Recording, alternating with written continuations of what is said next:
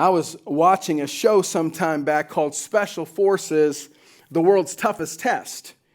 And maybe you've seen it. They take celebrities, I think there was 12 that started out, and they put them into this Navy SEALs training camp and ran them through a series of tests and experiences that they said were just like the Navy SEALs would experience. Some quit within hours of being there.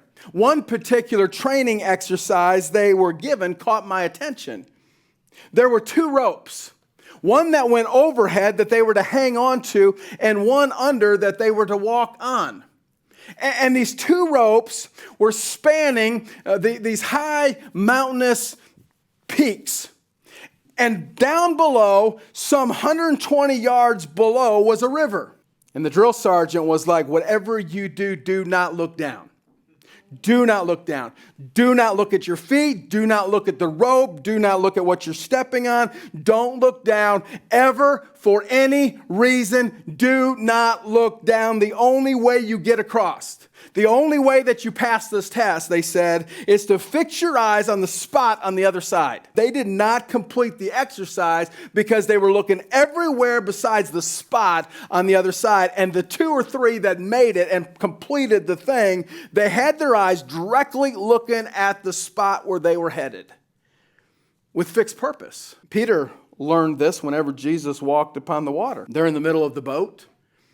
Peter looks out and he goes, "Yo, Jesus, is that you walking on the water?"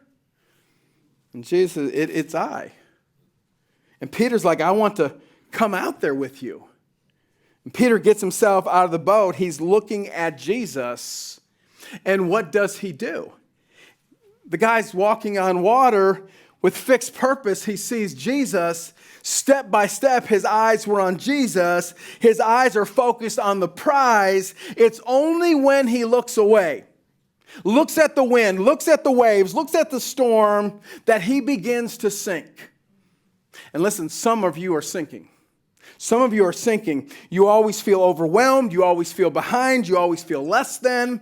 You always believe there's something more. Why is it that you're sinking all the time? Could it be that you're looking at the wind and the waves?